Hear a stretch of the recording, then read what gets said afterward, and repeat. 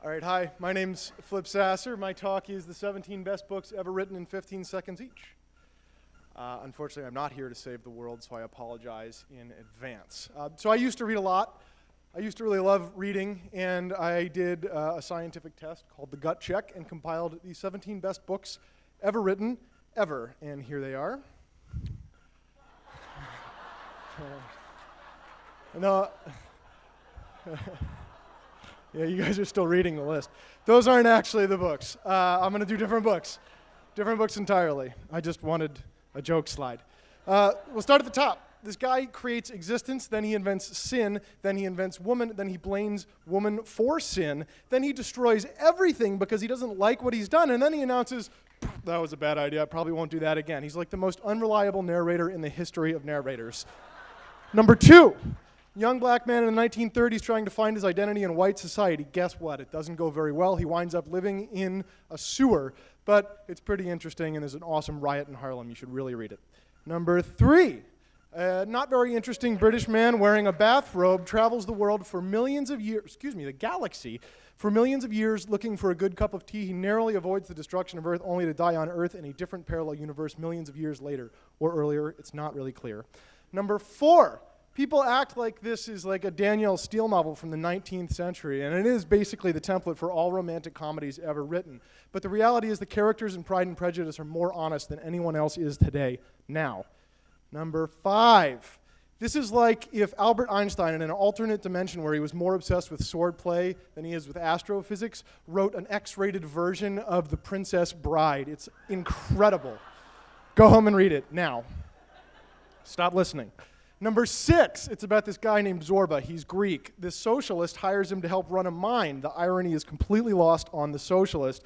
But he does learn how to experience life and live life with passion by observing Zorba.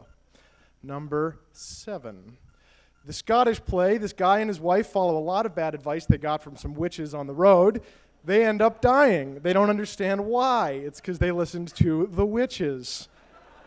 It's really about corruption and how it has to be cured from the outside. It reminds me of Baltimore. Number 8, Calvin and Hobbes. Named after 2 philosophers. They're not very philosophical, but they go on incredible adventures, and this book really captures the childhood we all wish we really had.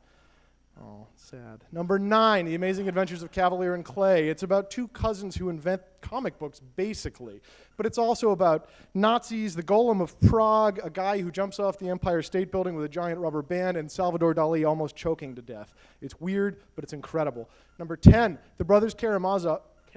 It's like a delicious whodunit, only the murder and the revelation of who the murderer was happens like back to back. And then the rest is how many times Dostoevsky can turn your sense of morality on its head. It's like 4 times before you finish.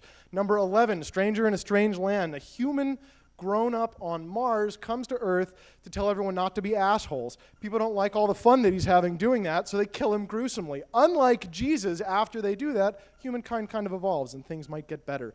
Number 12, The Poisonwood Bible. A crazy kook takes his entire family to Africa. Somebody dies. A lot of Africans die. It's really horrible. Everyone feels really guilty, but it's very uplifting, I promise. Number 13, The Book of the New Sun.